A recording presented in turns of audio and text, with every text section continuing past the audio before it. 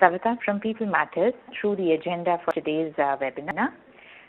We have the privilege of having with us Sugato Palit, Executive Director, HR and Admin at Experion. I would like to give you a brief about the L&D Leadership League. This is the second of the launch of the league, an initiative to bring together the best-in-class practitioners in the L&D space. This is a Matters initiative in partnership with Center of Creative Leadership and Knowlescape, which is aimed at promoting knowledge, enhancement, and development of this esteemed group. First of all, I'd like to do a brief on to today's webinar. As the topic suggests, this 30 minutes masterclass will address on how HR contributes directly to the bottom line of the business and converts the business into continuously learning enterprise. A little about this speaker. Over 19 years experience, Sugato has worked in global, regional HR leadership assignments in various organizations like Alliance Tires, Perversity, Seagram, Sam Miller, and Marico. Currently, he heads HR and admin for Experion, also provides HR strategic support to other group businesses too. The partners of today's Leadership League 30 minutes masterclass are CCL, Center for Creative Leadership, and Knowlescape, who has actually helped us bringing this program possible. We have saved time for you to ask your questions at the end of the webinar.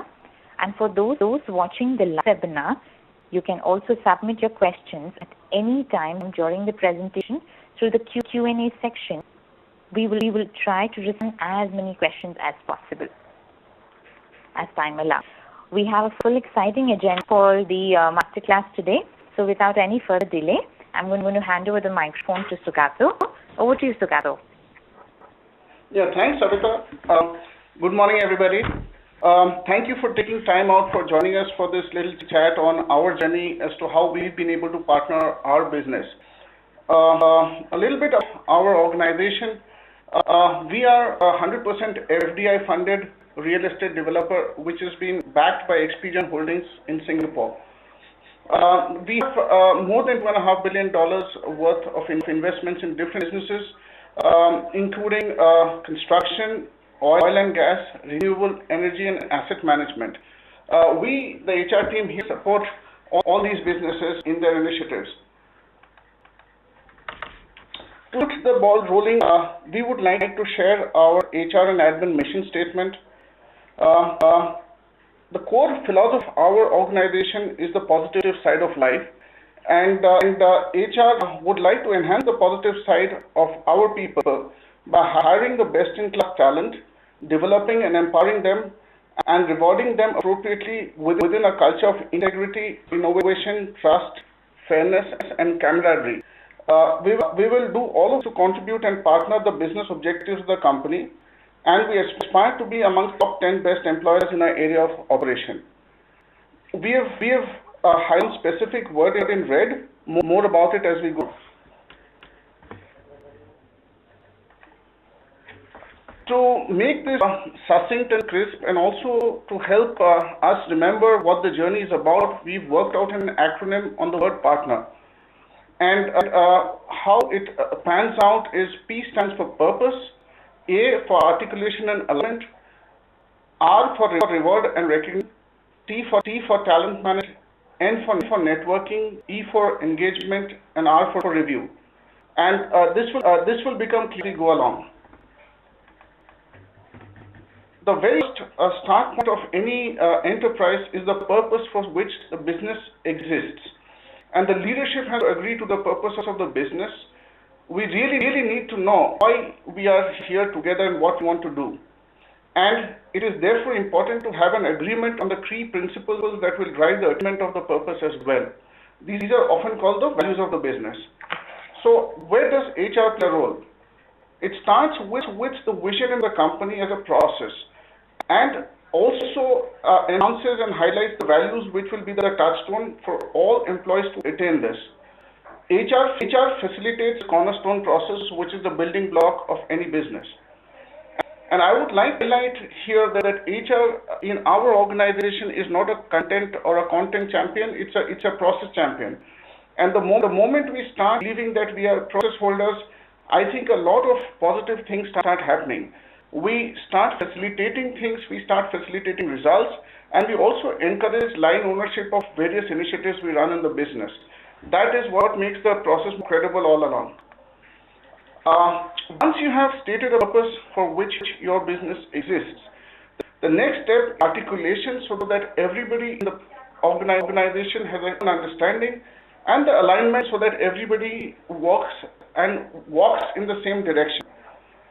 So next step is to have a understanding on the bite-sized steps, which essentially comprises the medium-term business plan and thereafter the annual business direction.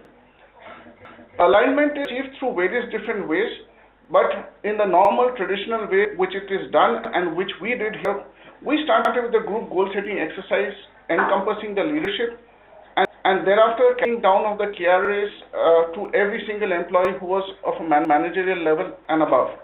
Thereafter, the HR team sat down and audited each and every KRA of each employee to ensure that they were realistic objectives which were aligned together to deliver the overall business objectives of the company.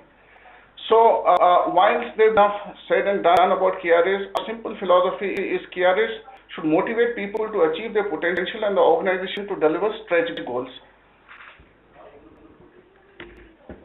Now, it is also important to answer the question which every employee will ask, what is in it for me?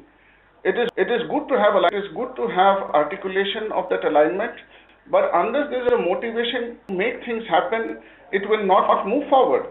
So, therefore, it is very critical to build a reward and recognition process which disproportionately recognize what we call our sages. And who are the sages?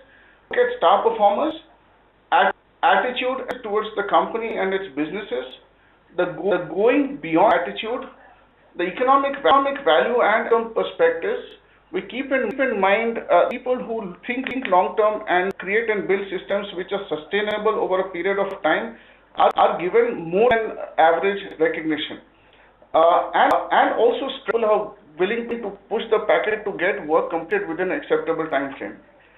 So, since this is a continuum, every experience counts, and the reward and recognition mechanisms are things which we believe are continuous. It's not a once in a year affair along with the appraisal. We have various ways of recognizing and rewarding people. We will come to that later. But what is very important is what message we in the business as management pass down the line, which is we talk the talk. What we did last year will be a credible factor of what is to come in the year ahead. So if we promise hefty bonuses going forward, last year was not quite that way, people would not find us credible. So it is therefore better to commit conservatively, yet over-deliver when the time comes. So for our best performers last year, we had committed a certain percentage of bonuses, but when it came to the time to distribute them, we gave far more than what we had committed, even though we had a depressed economy. The reason being, because of the very few skilled performers, we were able to overachieve compared to market. Now, the next step, talent management. This starts at the first instance with hiring the right people in the organization. We are looking for best in class in every possible role we have in the business. That is neither possible nor is it necessary. So what we have done as an organization is identify the critical roles, and we've ensured for those critical roles we have got the best in class talent, not just from our industry, but from every possible company where we believe a certain set of skill competencies are available. For the rest of the roles, we are okay with average performers. Not everybody can be a star. We really understand people who are solid level performers, and average is fine for those. We will get the work done in any case. And for us, zero for non-performance is a norm, which doesn't mean essentially that we sack people who don't deliver as per our expectations. However, it is an integrated process of training, it's an integrated process of support, it's an integrated process of encouragement, facilitated risk-taking, because we don't want to lose all of these options in the process of performance. So to ensure that happens, it is important for us to be a learning organization. So there are various in which we believe employees learn. One is on the job. Thereafter, there are internal and external training programs which encompass skill, will, and company processes. So for us, sharpening the saw is not optional. Irrespective of how the economy is, how our budgets lie, we continue training throughout last year, and we believe that we have come out better and stronger for it to deal with whatever is to come going forward. The learning and development sources to find out where we need to improve or add value, there are many sources. So the most obvious ones obviously is appraisals, where the stated needs and performance outcomes are documented, shared, collated, analyzed, and then addressed. There's also a process of concrete feedback, which means skip level meetings, means town halls, which means one-on-ones, which means, even the CEO connect with the employee of the company. They are very, very open and available for discussions with any level of employee at any point in time, And only technology and processes help. We are connected through internet. There are mailers which go out. There are sites where people can contribute. In addition, we are looking at assessment centers as a next step, where we believe that once we've got everybody's skills and jobs mapped out, where we are strong, where we need to improve, so that will also give a scientific basis to our efforts. In addition, we are doing a personal job skill mapping and measurement. Currently, it's being done internally and informally, but going forward, we probably will get into a more formal process of doing that. Psychometrics is something we've dabbled with here and there. We don't treat it as a very formal process of evaluation. However, it does throw up interesting areas where one can have dialogues and conversations, where people can then analyze and inputs being provided and feedback taken. In summary, it is important to have the right person in the right job. At senior top management level, the person should be able to handle jobs at least twice as complex. So when we are hiring, it is we try and hire ahead of the curve, because we are at this point in time a bite-sized business. We are a boutique firm, but we need to look at scalable businesses in the long term. And we don't necessarily intend to hire senior people as we go along. We want to hire people who are capable and are able to, increase their capability as we go along. And therefore serves two different purposes. One is that we are able to get the right people in early, pay them the best money, provide them with excellent career paths, and also gives everybody an opportunity to grow with the business. The moment we do not hire people ahead of the curve, I think there are certain functions and verticals which may become stagnant. So that is something we want to avoid. Okay, next point is about networking. It is very important to network. We have to keep our eyes and ears open to know what's happening in the market. In fact, today's conversation with all of you is a kind of networking where we are sharing our stories. But we are hoping that during the question and answer session, some of you will be kind enough to share a little bit about your journey, and we can learn in the process as well. And we do have key exercises which are formal and informal, not just related to compensation and policies, but it is also important to benchmark a lot of practices and a lot of events, even on a here basis, whether it is at a lunchroom discussion, whether it is something we pick up during an interview, or in informal sessions with colleagues from other businesses. So before we make it a point, whether we are in HR or in a different function, to learn from different companies, whether it's within the industry we are operating in, or our different group companies, or within the country, or outside, because I think it is very important to understand that we can learn from anyone at any time. We benchmark constantly, not just compensation and benefits as I mentioned, but everything that we do, and figure out what is appropriate for us. Often we make a mistake of trying to do something just because a competitor is doing it. For us, it is very important to take each and every idea and process on merit, evaluate it, check the relevance, and if we believe that it is good for us, customize it to the end we need to, and only then implement it. We don't jump into the bandwagon for anything just because somebody else is doing whatever we believe they are. It is also important to follow success companies and understands what makes them tick. Every successful business, whether it is in real estate or any other, will have its own specific DNA. It will have its context. It will have its strengths, and we keep tracking them to figure out why are they the way they are, and what learnings can be gleaned from those practices which are relevant for us, and we can make ourselves more relevant and more capable and more nimble-footed as a business. So really, a game-changing idea can come from anywhere is what we have at the top of our minds at all times. Okay, the engagement is the next state. It is good to have employees who are aligned, who are capable, who are aware of what they need to do, but they must be all continuously engaged. For that, we have to keep our ear to the ground.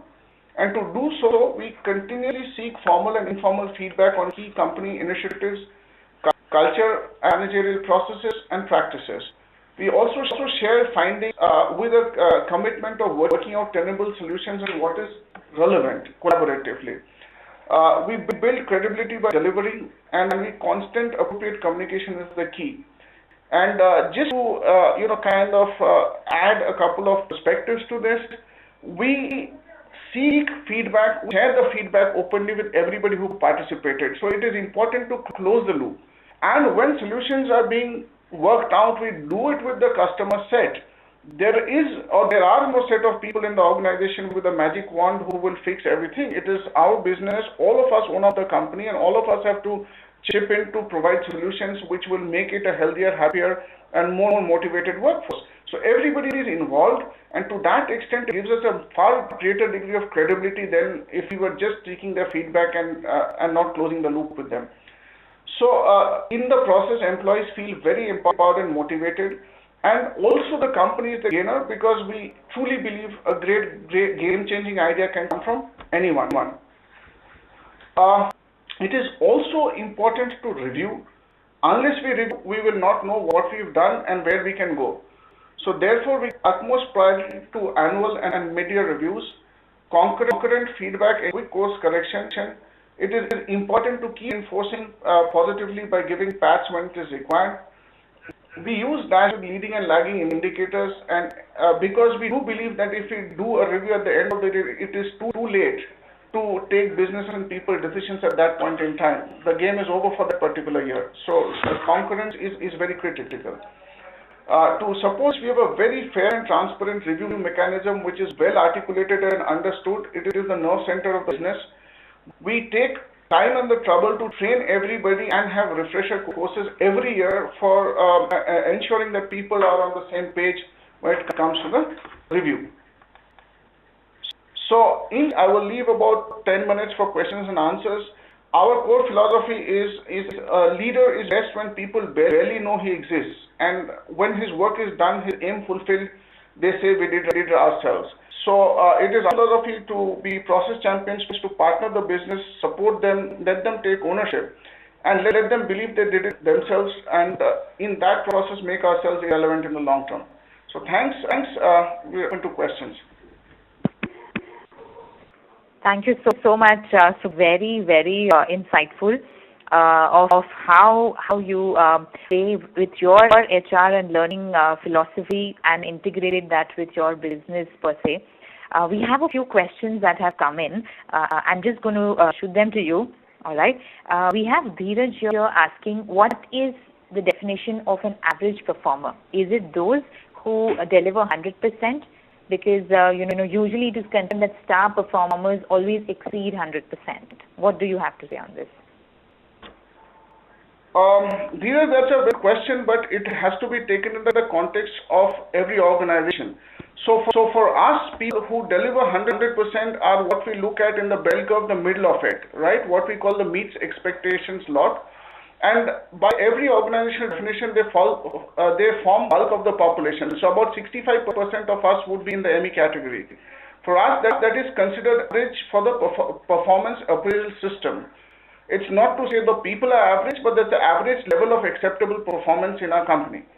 and anybody who falls above or below are above or below average in that sense of the term. But that doesn't make the employee average. We believe every person who delivers 100% is a very, very capable individual.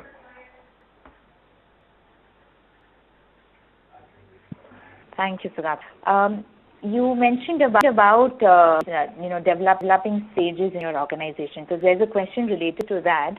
Is the recognition of stages in your organization done keeping in mind a specific timeline for an employee serving, or is it sure credit? See, for us, we are a very new business, okay? In our current format, we've been barely here for 2 years, and the HR function itself is barely over a year old. So we don't really have a long-term horizon in any case, delving into history. The way we look at it is when we want to do systems and processes, we take what is appropriate and we do it instantly. You know, if something needs to be done, we try our hardest to get the right thing and get it right the first time. So it is the people. There are people who will move up not with a fixed time frame, but they will be rewarded disproportionately ahead of the curve. If we as an organization are impatient to be the best in class to get systems and processes in right, starting line, the same logic applies to all our employees as well. That's how we should treat them, and that's how we do work with them. Very well. So there's a follow-up question on this. How long does it for developing and ensuring that this is the right stage? I mean, recognizing these stages in your organization, how long does this process take at your end? The identification of what is to be done, or the process of implementation? What is your question? The process of identification of the stages. The process of identification doesn't take any time at all. It's really real time. You need to know where you want to achieve as a business for that particular year, and you need to also know where you want to achieve, what you want to achieve as a business for the next 3 to 4 years. Then you work backwards and then decide what you want to launch. Because at the end of the day, it also has to be bite-sized. You have to set a journey and you decide what the milestones are, and that strategy has to be hand in hand with the initial strategy of the business. So implementation may be phased out because there's only so much that you can do. There's only so much that the employee can take on board and internalize in a particular time frame. So it is really instantaneous. You keep checking the milestones as you go by, but the strategy has to be the first thing you do. Absolutely, absolutely. We have another question from Dharmesh Mistry. He is very impressed with the way your journey looks at Experion, and has a question: what have been your toughest challenges that you have faced, and how have you gone about overcoming that bit? He really wants to know this because he said it's been an evolution of 2 years that you have evolved for the HR in your organization right now. Right. So thanks for his kind words. The response to that is, I think the toughest challenge is the buying of the internal customer set, and that is not true for us. That's true for most promoter-led businesses. Is where you have an investor, where you have a top management who are from a particular industry and used to a particular way of working. It takes some time to build credibility for your function and convince them that an investment, for example, X amount of rupees in training or in HR versus spending the same amount in buying real estate is probably very different and extremely relevant for the business. So essentially what we did as a function is we took a few initial critical steps and we delivered far ahead of expectations on those initiatives. And I think thereafter, touchwood, it's been great sailing. We're very, very fortunate to have very professional set of promoters and very, let's say, professional CEO. And they are very supportive of it, and that's 90% of the work done. And once that's done, I think the rest of it is a little bit of a cakewalk, Great. We have a question from Deepak here. What is your view on sending HR workforce for orientation in other departments? Oh, it is critical, Deepak, because unless we know what other departments do, we cannot deliver, whether it is hiring or designing any inputs for them. And it also helps us appreciate, understand, and empathize with each employee and build credibility that we are not an ivory tower, we are not just shooting in the air, but we know, understand very deeply each function and are willing to roll up our sleeves and support them to the best of our ability. Great. I hope this answers your question. I have another question from Mayank here. As a business partner, what are the important elements of data which need to be looked constantly to evolve a people strategy, which actually reaches you to reach to a business goal? See, you have said a journey for yourself for the year. There are various ways we look at data. For us, touchwood, at this stage, attrition is not relevant. We are a young organization and we're mostly hiring rather than losing people. So that's not a critical matrix for us. What really is how the ratings are improving over a point in time, the performance output ratings, how the bell curve falls, whether it falls positive, negatively, that's one aspect. Built from that, we get into the training mandate, which is very critical for us, not only just the number of days, but the kind of feedback we receive on the inputs that we provide. Thereafter, there is a follow-through training feedback also, that 6 months down the line, are people delivering what they were supposed to? Or are we keeping on year, finding the same gaps in employees as we go along? And of course, this is not an organized response, but we do take feedback starting right from the induction process to the exit, and every single metrics is kind of put on the table and shared. Obviously, there are other normal data points which we look at, whether it is turnaround times for everything that we do. We have a service commitment, service level agreement signed with every function. So whether it is providing manpower within a specific time frame, providing budgets within a specific time frame, mapping against budgets, keeping an eye on costs, because we look after admin as well, which oversees every single expense in the organization other than investments. So there's everywhere. We are a ERP-driven business. We cannot work or we cannot do anything unless we have data on the table for whatever we want to do. Absolutely. We have another question from Nilangan here. What is your process of long-term employability? Do you think it is a risk in terms of cost as well as losing opportunity to get new trained employees? Well, this question is very interesting. We do look at long-term employability. When somebody is committed to the business. Now, when we say long-term employability, let me be a little wider here. We're not referring to employability just in Experian alone, because every organization is a pyramid. Finally, only a certain number of people will get promoted and move into higher positions. They have to exist. But what we definitely believe in is that every employee has to be employable going forward. It's an investment in his or her career. And so that later on when somebody says, I have 10 years of experience, it's not really 1 year's experience repeated 10 times over, but every year is different. So he actually has 10 different years of experience. So we have, in fact, inbuilt it into our appraisal system, what we call the incremental biodata, which definitely tries to capture what a person has done new and different that specific year, which has never been done before. And for us, it is important for people to sit back and think that if there is nothing to fill up in that column, that person is not being employable within or out of the system. So we are very, very focused on that aspect. Well, that incremental biodata sounds really new that we have heard of. Very, very well. It's 11:30, but this question is again one more interesting one. I hope we can spill over by 1 or 2 minutes if you're okay with that, Sugata. We are fine with that. Please go ahead, Savita. Yeah. So she here wants to know, what is the role of HR as a business partner in a growing organization with young people? The answer, Rashi, is that whatever the presentation was all about exactly is what her question is. We are a young organization. We've kind of shared our journey. If she needs more information, she's happy. We are happy to connect up with her and address any specific questions related to what we've been through. But I think it really is that to our minds, HR is a very critical driver of our business. It's a very critical business partner, and over a point in time, not only delivered the bottom line of the business, I think we've built a huge credibility and truly we've moved to the stage where every business decision is also consulted with HR. I think that's really very humbling for us.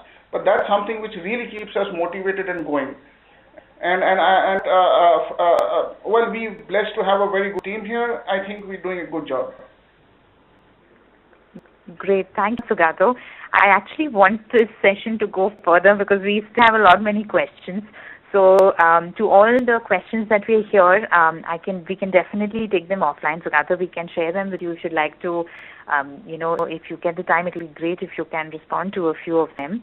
Sure. With this, we may have to wrap up today's 30 minutes masterclass, the first of its kind for this year. Once again, I'd like to thank L&D Leadership League partners, Center of Creative Leadership and Knowledgescape. Finally, can't miss out our special thanks to Sugato for his invaluable time and the information you shared about the articulation of a business partner, which was very, very insightful. I'd like to thank everybody in the audience for being very, very participative. I can already see many questions more. So we'll come back to you with many such more. Do catch us live for the next L&D Leadership League Hangout, which is happening on the 11th of June between 4 to 5 p.m. with Abhijit Baduri, where he's going to talk about what L&D leadership professionals need to know about learning. So thank you very much, everybody. This concludes our webcast. Thank you very much and have a great day.